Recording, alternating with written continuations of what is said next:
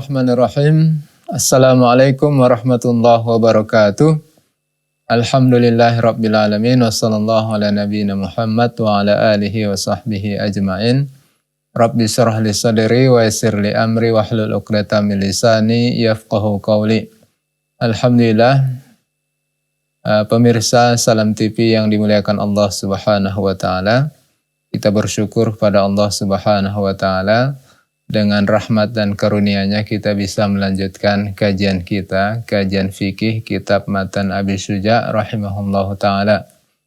Mudah-mudahan Allah yang Maha Pengasih, Maha Penyayang senantiasa memberikan kita ilmu yang bermanfaat dan memudahkan kita untuk mengamalkan dan mendakwahkannya.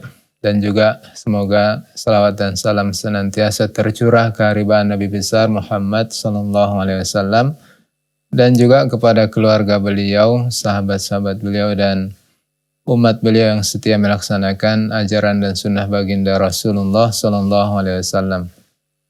Bapak Ibu pemirsa yang dimuliakan Allah Subhanahu wa taala, pada kesempatan yang lalu, pada episode yang lalu kita sudah memulai pembahasan tentang Kitabul Jinayat. Kita jelaskan bahwa jinayah itu adalah perbuatan merugikan orang lain yang terkait dengan badan orang lain. Bisa sampai membunuh orang tersebut atau melukainya atau memotong anggota badannya. Yang jelas adalah yang terkait dengan mencelakai orang lain terkait dengan anggota badannya. Tidak termasuk kehormatan atau juga tidak termasuk terkait harta. Pencurian tidak termasuk dalam Kitabul Jinayat, nanti masuk ke dalam Kitabul Hudud. Demikian juga terkait kehormatan seorang seperti difitnah, melakukan perbuatan tidak senonoh. Itu masuk dalam Kitabul Hudud. Dan kita juga sudah menjelaskan bahwa di awal Syekh menjelaskan yang namanya membunuh itu ada 3 macam. Ada yang membunuh itu dilakukan dengan sengaja, memang niatnya membunuh. Ya, ini model pertama, dilakukan memang sengaja, niatnya memang membunuh dan dengan alat yang memang biasa dipakai untuk membunuh. Maka orang ini yang membunuh dengan sengaja namanya adalah qatlul amdi, dia dikisos, ya, dibunuh juga. Hukum asalnya demikian, itulah sebuah keadilan dalam Islam, orang yang membunuh maka dibunuh. Maka dengan demikian insya Allah akan timbul keamanan, timbul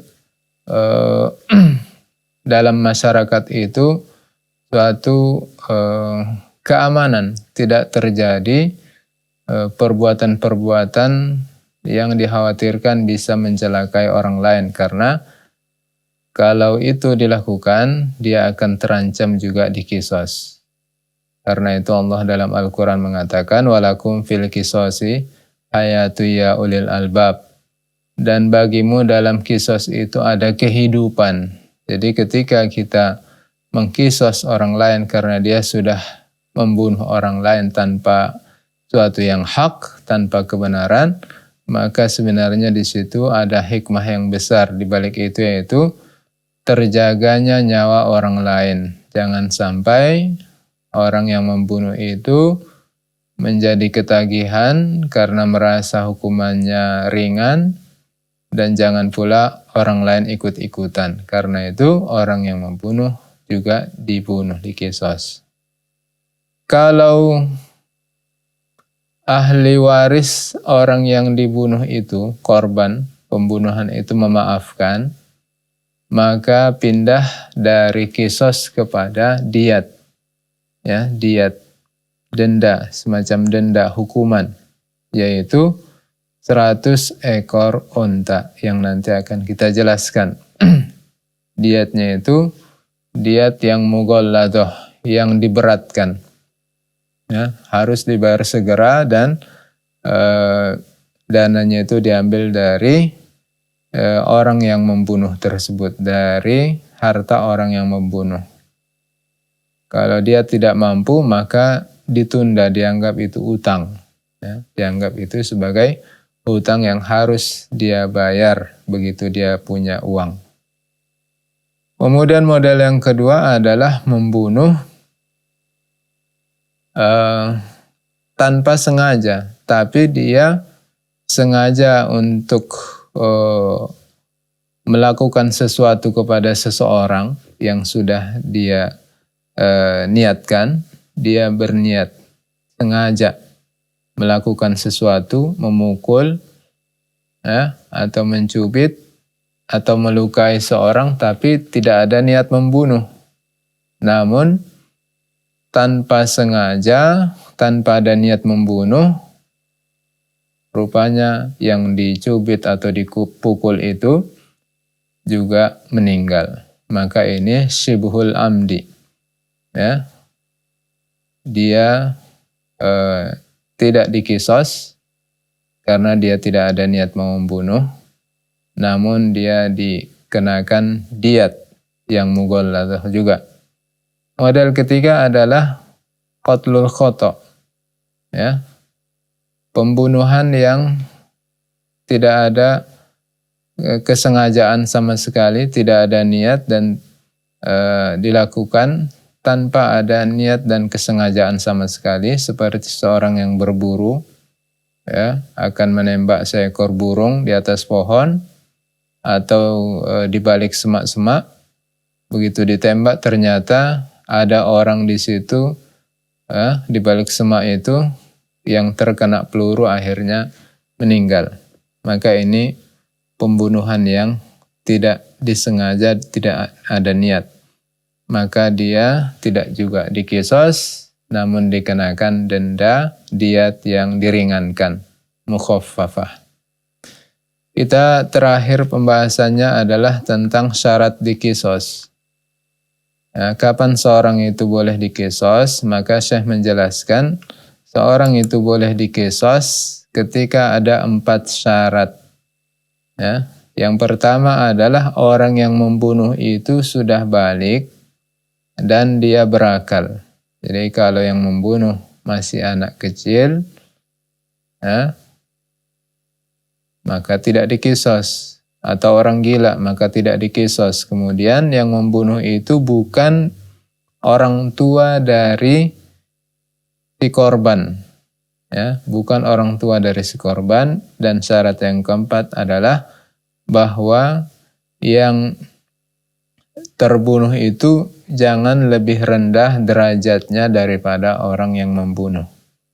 Ya, lebih rendah derajatnya itu dengan 2 sebab, yaitu karena perbedaan agama dan juga karena yang terbunuh itu adalah statusnya seorang budak. Ya, kalau yang membunuh orang merdeka, yang terbunuh orang budak, maka yang membunuh itu tidak dikisos, tapi dikenakan diat. Demikian juga orang yang membunuh seorang muslim, nah, yang dibunuh itu bukan muslim, maka yang membunuh itu tidak dikisos karena perbedaan agama, perbedaan derajat. Karena tidak sama dalam Islam derajat orang beriman dengan orang yang tidak beriman. Kemudian Syekh melanjutkan pembahasan tentang sekelompok orang yang melakukan pembunuhan terhadap 1 orang. Ya, pembunuhan rame-rame, berkelompok, berjamaah. Bisa kita katakan misalnya ada 4 orang atau 5 orang mengeroyok 1 orang. Ya. 4, 5 atau lebih mengeroyok 1 orang sampai akhirnya 1 orang itu mati terbunuh. Apakah orang yang mengeroyok tadi juga dikisos semuanya? Berapapun jumlah mereka, 4, 5, 6 orang. Apakah semua mereka yang mengeroyok yang sama-sama membunuh? Apakah mereka satu menendang, yang lain memukul, yang lain menikam, apakah mereka semuanya dikisos? Maka Syekh mengatakan wa tuqtalul jama'atu bil wahid. Ya, sekelompok orang yang membunuh satu orang, mereka semuanya dikisos. Ya, mereka semuanya dikisos sebagaimana hadis yang menjelaskan tentang Umar bin Khattab telah mengkisos sekelompok orang karena sudah mengeroyok satu orang, membunuh satu orang. Ini adalah demi kemaslahatan masyarakat, kemaslahatan manusia. Karena kalau sekelompok orang membunuh satu orang, mereka tahu yang nanti dikisos hanya satu orang, maka mereka tidak ada efek jera. Mereka akan merasa itu ringan. Ya sudah, akhirnya mereka pun sama-sama mengeroyok orang yang mereka rencanakan mau dibunuh. Baik. Kemudian Syekh melanjutkan, wa kullu syakhsaini jaral qisasu bainahuma fin nafsi yajri bainahuma fil atrafi. Dua orang yang berlaku pada mereka hukum kisos, maka berlaku juga hukum kisos antara mereka berdua dalam hal atrof, anggota badan. Ya, dua orang yang mereka berlaku hukum kisos dalam hal pembunuhan, yaitu yang membunuh itu adalah orang yang berakal, balik, bukan orang tua dari korban terbunuh, dan derajat yang terbunuh tidak lebih rendah dari yang membunuh. Ya, kalau itu syarat itu ada, maka berlaku juga hukum kisos terkait anggota badan. Ketika ada satu orang misalnya mencongkel mata orang lain, atau memotong jari orang lain, memotong kaki orang lain, memotong tangan orang lain, melukai kepala orang lain sampai nampak tulangnya, maka berlaku juga hukum kisos pada orang tersebut sebagaimana berlaku hukum kisos dalam hal pembunuhan. Tapi ditambahi dua syaratnya. Apa itu dua syaratnya?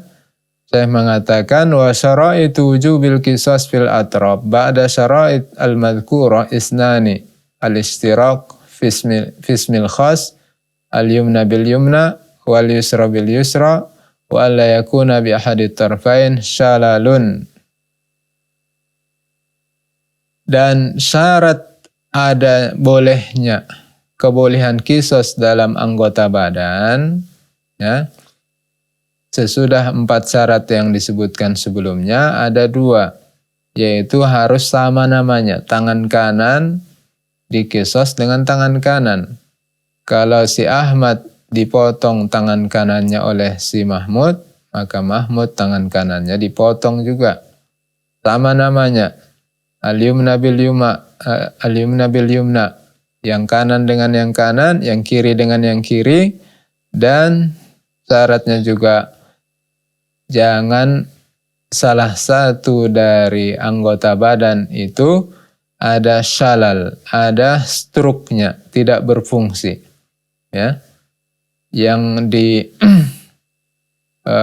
yang korban itu misalnya tangan yang dipotongnya adalah dalam keadaan struk, sementara yang memotong, ya, pelaku kejahatan itu tangannya sehat, maka berarti tidak berlaku hukum kisos, ya, tidak berlaku hukum kisos karena berbeda derajat, satu anggota badannya sehat, satu tidak sehat.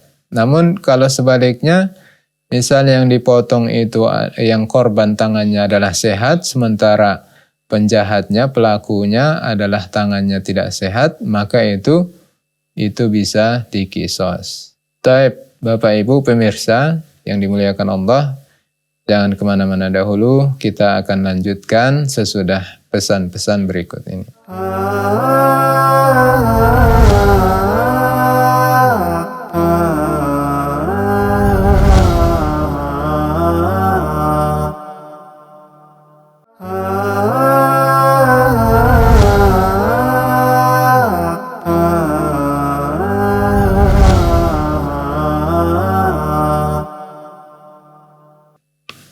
Bismillahirrahmanirrahim. Bapak Ibu pemirsa Salam TV yang dimuliakan Allah Subhanahu wa taala. Kita lanjutkan kembali pembahasan kita masih di Kitabul Jinayat. Tadi kita sampaikan tentang orang yang mencelakai orang lain. Ya. Mencelakai orang lain dengan memotong anggota badannya, ya, atau menghilangkan anggota badannya, maka di situ juga berlaku hukum kisos. Berlaku hukum kisos dengan dua syarat, ya, dengan dua syarat tambahan, yaitu pertama nama anggota badannya harus sama, yang kedua tidak ada dari anggota badan yang akan dikisos ataupun yang korban itu tidak ada di situ struk. Anggota badannya dua-duanya berfungsi. Hal ini sebagaimana disebutkan dalam Al-Quran. Allah Subhanahu wa taala berfirman, "Wa katabna 'alaihim fiha anna an-nafsa bin-nafsi wal 'aina bil-'aini wal anfa bil-anfi wal udhuna bil-udhuni was sinna bis-sinni wal juruha qisas."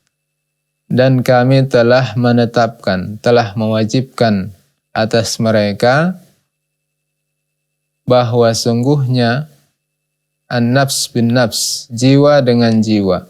Jiwa dibalas dengan jiwa, yaitu orang yang terbunuh maka yang membunuh dikisos dengan dibunuh juga. Wal aina bil aini, mata dengan mata, orang yang dikorbankan, ya, matanya dicelakai, dibutakan atau dicongkel, maka di situ juga ada pelakunya bisa dikisos. Wal anfa bil anfi, dan hidung dengan hidung, wal udhun bil udhuni, telinga dengan telinga, wasinna bis sinni, gigi dengan gigi, wal juruh kisos, dan dalam luka itu ada kebolehan mengkisos. Baik. Kemudian Syekh mengatakan, wa kullu udwin ukhidha min mifsalin fa fihil qisas. Dan semua anggota badan yang diambil, dipotong dari pergelangan, ya, dari pergelangan anggota badan, dari persambungan, ya, dari persendian, ya, dari persendian anggota badan. Kalau misalnya tangan, ya, telapak tangan ini namanya mifsal, atau ini kalau jari jemari mifsal, atau siku, atau dari pangkal tangan, ya, persendian, persambungan antara dua tulang. Kalau dipotong di situ, ya, dipotong oleh seorang terhadap orang lain anggota badannya, di persendiannya, maka bisa dikisos. Di situ bisa hukum kisos. Adapun selain itu, maka kalau misalnya yang dipotong tidak di persendian, maka tidak boleh di situ juga dipotong. Karena kalau bukan di persendian, namun di tulang yang dipotong itu tidak bisa dijamin, ya, tidak bisa dijamin bahwa nanti kisosnya itu akan lebih parah atau sama dengan perbuatan yang sudah dilakukan oleh si pelaku. Namun kalau perbuatan jinah itu adalah dilakukan di persendian anggota badan, maka insya Allah kemungkinan besar kalau dikisos juga keadaannya akan sama. Namun kalau di tulang bukan di persendian, maka kemungkinan itu akan sulit, ya. kemungkinan bisa lebih parah. Jadi kisos itu kan prinsipnya prinsip keadilan. Jadi kalau kisos nanti lebih besar, ya, lebih besar mudaratnya, tentu itu tidak ada di situ keadilan, maka tidak dibolehkan. Jadi bagaimana misalnya seseorang yang korban itu dipotong tangannya di sini, ya, di persendiannya ini, di apanya ini, di tangannya ini, di bawah siku, ya. Bagaimana? Maka bisa dikisos, dipotong di sini pelaku, kemudian sisanya itu dianggap ditambahi dengan diat. Taib. Kemudian Syekh mengatakan wala qisasa fil juruhi illa fil muwaddihah. Tidak ada kisos dalam hal melukai orang lain kecuali luka muwaddihah, yaitu luka di kepala atau di wajah yang sampai terlihat tulangnya, ya, sangkinkan dalamnya sampai tulangnya terlihat, tapi tulangnya tidak sampai pecah atau sampai rusak, hanya dagingnya saja sampai koyak sehingga nampak tulangnya, maka di situ bisa kisos. Adapun kalau hanya sedikit saja lukanya atau sampai tulangnya pecah, maka tidak bisa dikisos, maka hukumnya adalah diat. Taib. Selanjutnya Syekh membahas tentang diat, ya, hukum diat. Syekh mengatakan faslun wad diyatu ala darbaini mughalladatun wa mukhaffafatun. Fal mughalladatu mi'atun minal ibil, salasuna hiqqatun wa salasuna jaz'atun wa arba'una khalifatun fi butuniha auladuha. Ini adalah sebuah pasal tentang masalah diat, ya, denda. Diat itu ada dua jenis, mughalladah, diat yang diberatkan, wa mukhaffafah, diat yang diringankan. Bagaimana hukuman denda diat yang diberatkan? Diat yang diberatkan itu, ya, adalah 100 ekor onta. Ya. Diat yang diberatkan itu 100 ekor onta. Ya. Bagaimana, kapan orang diatnya diberatkan? Yaitu ketika membunuh orang lain dengan sengaja atau berniat mau memukul, mencelakai orang lain dengan sengaja walaupun tidak berniat membunuh, namun korbannya itu akhirnya terbunuh, maka pelakunya dikenai diat yang diberatkan, mughalladah. Apa dendanya? Yaitu 100 ekor onta. Bagaimana kriteria onta yang 100 itu? Saya mengatakan kriterianya adalah 30 ekor onta itu hiqqah, ya. 30 ekor onta hiqqah. Onta hiqqah itu adalah onta yang dia sudah bisa dikawinkan dengan jantan, ya. Biasanya itu berusia 3 tahun lebih, ya, 3 tahun lebih. Jadi jumlahnya itu 30. Kemudian 30 ekor onta jaz'ah, yaitu onta yang sudah berusia 4 tahun lebih. Kemudian 40 ekor onta yang hamil, ya, fi butuniha auladuha, yang di perutnya ada anaknya. Ini diat yang mughalladah. Bagaimana pula diat yang mukhaffafah? Wal mukhaffafah mi'atun minal ibil. Diat yang diringankan yaitu orang yang membunuh tanpa sengaja, tidak ada niat sama sekali, ya, sama sekali tidak ada niat mau membunuh atau melukai atau mau melakukan sesuatu kepada seorang. Namun, ya, terbunuh orang lain dengan apa yang dia lakukan, apakah melempar, menembak, ya, niatnya adalah menembak atau melempar sesuatu, burung misalnya atau ular atau ayam, namun yang terkena orang lain.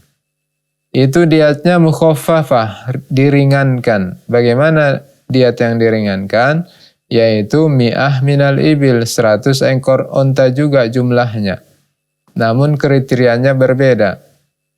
Bagaimana kriteria diat yang diringankan itu, yang 100 ekor onta itu? Jumlahnya sama 100. Namun dari 100 itu 20 ekor hikkoh. 20 ekor yang usianya 3 tahun lebih. Kalau tadi 30 ekor yang mughalladah. Kalau ini 20 ekor. Kemudian 20 ekor lagi jaz'ah yang usianya 4 tahun lebih. Kemudian 20 ekor bintu labun. Ya, 20 ekor onta yang induknya itu, ya, induknya itu sudah labun, menetei, ya, sudah punya anak, ya, sudah punya anak. Biasanya ini onta ini berusia 2 tahun, ya, bintu labun. Kemudian 20 ibnu labun, 20 ekor onta jantan yang induknya juga sudah punya anak, ya, sudah menetei juga. Ini biasanya usianya 2 tahun. Kemudian 20 ekor onta bintu makhot. Ya, ini biasanya usianya 1 tahun. Jadi tentu dengan model seperti ini lebih ringan, ya, lebih ringan daripada 30 ekor hikkoh seperti mughalladah tadi, 30 ekor jaz'ah dan 40 ekor yang sedang hamil. Kemudian Syekh mengatakan fa'in udimatil ibil intaqala ila qimatiha. Kalau tidak ada onta, ya, seperti di Indonesia jarang kita dapati onta, ya, atau di negara lain yang jarang ada onta. Bagaimana? Apa diatnya? Intaqala ila qimatiha. Maka beralih kepada harga onta tersebut. Ya, tinggal dihargakan berapa kira-kira harga 1 ekor onta sesuai dengan kriteria tadi. Kalau mughalladah 30 hikkoh, 30 jaz'ah dan 40 khalifah. Berapa itu? Tinggal ditanya ke orang yang tahu harga, ya, ke Arab misalnya. Jadi kalau kita anggaplah misalnya 1 ekor itu 50 juta, tinggal dikalikan, ya, tinggal dikalikan 100. Wa qila yantaqi ila alfi dinar. Ada juga pendapat yang mengatakan kalau tidak ada onta, maka gantinya adalah pelaku pembunuhan itu membayar 1.000 dinar atau 12.000 dirham. 1 dinar itu sekitar 4,25 gram emas. 4,25 gram emas. Ya, berarti kalau kali 1.000 berarti 4.250, ya. 4.250 gram. Jadi kalau 1 gram saja 1 juta, berarti dendanya itu bisa sampai 4 M, ya. 4 M. Wa in gullidat zida 'alaiha ats-tsulus. Ya, jadi sungguh berat sekali hukuman bagi orang yang sengaja atau tidak sengaja membunuh orang lain. Ini menunjukkan bagaimana mahalnya harga sebuah atau satu jiwa atau nyawa manusia. Baik Bapak Ibu, kita akan lanjutkan sesudah pesan-pesan berikut ini.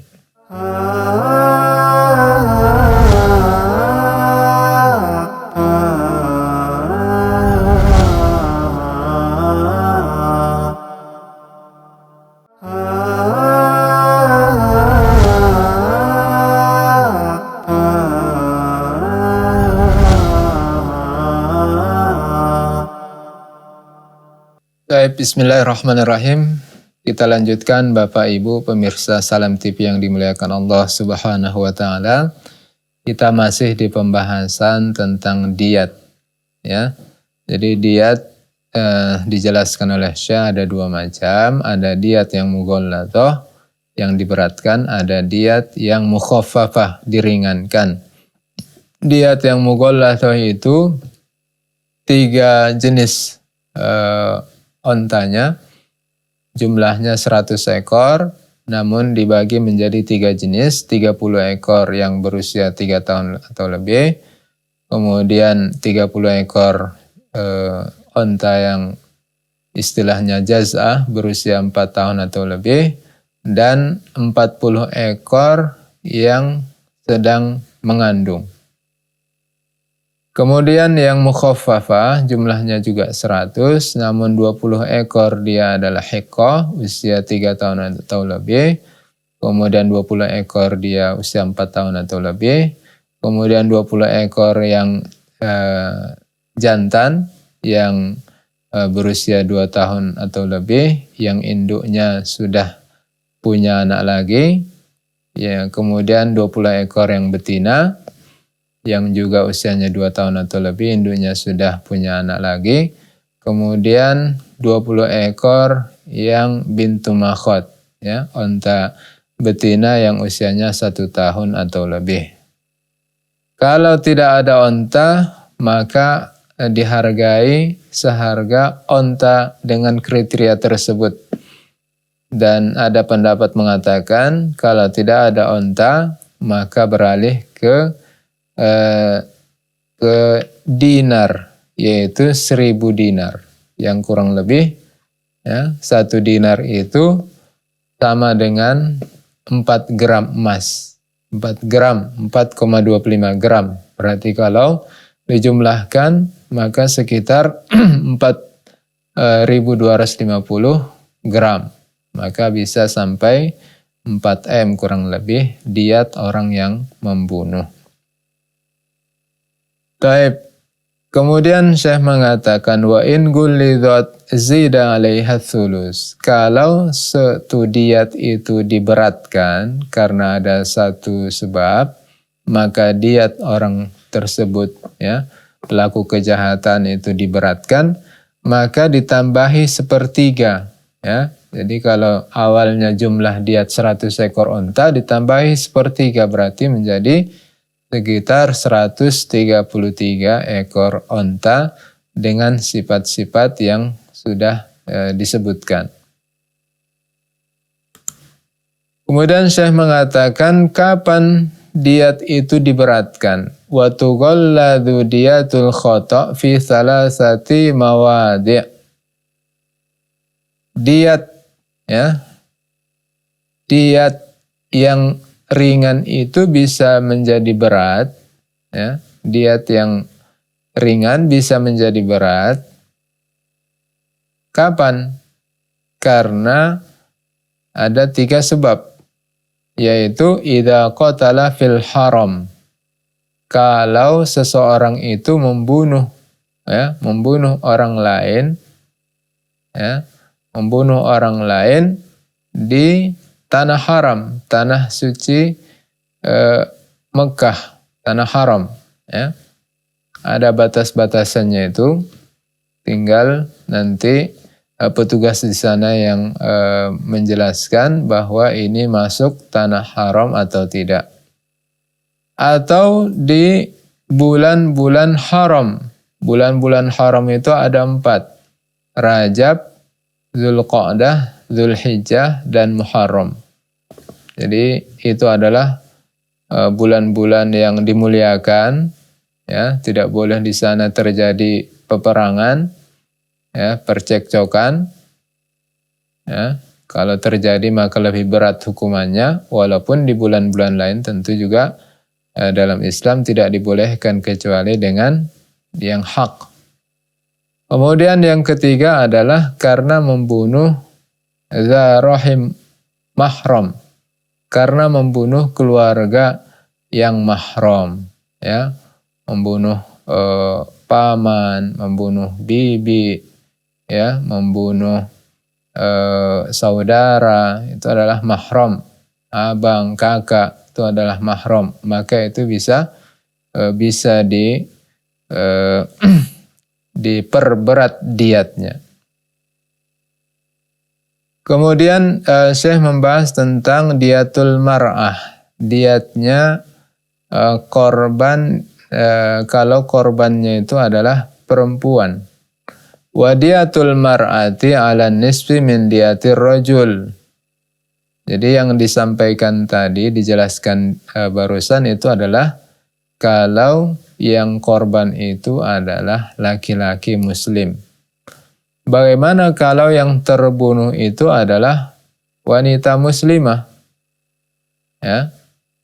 Maka diatnya itu adalah setengah diat laki-laki. Jadi kalau diat laki-laki itu 100 ekor onta, maka diat perempuan 50 ekor onta. Ya. Jadi kalau mughalladah berarti 15 ekor hiqqah, 15 ekor jaz'ah, dan 20 ekor khalifah. Kalau dia mukhaffafah, diringankan, berarti diat perempuan itu adalah 10 ekor hiqqah, 10 ekor jaz'ah, kemudian 10 ekor binta labun, 10 ekor ibnu labun, dan 10 ekor bintu makhot. Adapun diat al-Yahudi wan Nasrani, diatnya orang Yahudi dan Nasrani jika korban yang terbunuh itu adalah seorang Yahudi ataupun Nasrani. Yang membunuh adalah seorang Muslim. Jadi tentu tidak dikisos karena perbedaan agama. Ya. Berapa diat Yahudi dan Nasrani? Sulus diatil Muslim, sepertiga diatnya orang Muslim. Ya. Sepertiga diatnya orang Muslim. Berarti kalau seorang Muslim laki-laki itu 100, berarti diatnya Yahudi dan Nasrani adalah sekitar 33 ekor onta. Jadi ini menunjukkan bahwa Islam menjaga jiwa, ya, menjaga jiwa orang non-Muslim juga. Jadi tidak boleh sembarangan, kita mencelakai, mengganggu orang non-Muslim, orang kafir, tidak boleh. Ya, bahkan orang yang berani membunuh dengan sengaja tanpa hak, maka dikenakan denda diat sekitar 33 ekor onta. Jadi kalau 100 ekor onta bisa sampai 4 M, berarti kalau sepertiganya itu bisa 1 M lebih. Ya, kalau dihargai dengan dinar, dengan emas, dengan uang. Kemudian ammal majusi fafihi sulusa usyur diatil muslim. Adapun majusi, ya, majusi adalah penyembah api. Yahudi adalah orang-orang yang diturunkan kitab Taurat kepada mereka, umatnya Nabi Musa. Nasrani adalah yang diturunkan kitab Injil kepada mereka, umatnya Nabi Isa. Ya. Sementara Majusi, ya, Majusi penyembah api. Ya. Majusi penyembah api mengaku meyakini memiliki dua Tuhan, ya, dewa api dan dewa cahaya, dewa kebaikan dan dewa kegelapan, keburukan. Kalau itu dibunuh tanpa suatu yang hak, maka juga harus dibayar diatnya, yaitu sulusa usyur. Sulusa usyur yaitu 2/3 dari 1/10 diatnya muslim. Diat muslim 100 ekor onta, 1/10-nya adalah 10 ekor, 2/3-nya berarti sekitar 6 atau 7 ekor onta. Itulah diatnya orang Majusi. Jadi dari sini kita bisa mengambil pelajaran dan kesimpulan bahwa Islam itu adalah rahmatan lil alamin. Ya, Islam itu rahmat lil alamin. Tidak hanya untuk sesama umat Islam saja, namun juga untuk di luar Islam. Dan dari sini juga kita bisa mengambil kesimpulan bahwa Islam mengajarkan umatnya jangan sampai mengganggu orang lain. Tidak boleh kita mengganggu orang lain kecuali dengan cara yang hak yang diajarkan dalam Islam. Misalnya orang lain memerangi kita, tentu kita tidak boleh berdiam diri. Kita harus tentu menjaga dan membela diri. Kemudian Syekh melanjutkan, wa taqmul diyatun nafsi fi qat'il yadain. Dan diat nafs, diat jiwa, diat pembunuhan itu sempurna 100 ekor onta fi qat'il yadain. Ya, bagi atas orang yang memotong 2 tangan. Jadi 1 tangan itu diatnya itu adalah 50 ekor onta. Jadi kalau ada yang berani memotong 2 tangan orang Islam, maka dia kalau tidak dikisos, maka dia dikenakan diat 100 ekor onta. Demikian juga rijlain, 2 kaki, 1 kaki itu masing-masing 50 ekor onta. Kalau dipotong 2 kaki berarti diatnya 100 ekor onta. Demikian juga hidung. Ya. Hidung itu penuh, ya. Hidung itu juga 100 ekor onta diatnya. Demikian juga 2 telinga masing-masing 50 ekor. Wal ainain, 2 mata, masing-masing mata itu 50 ekor onta.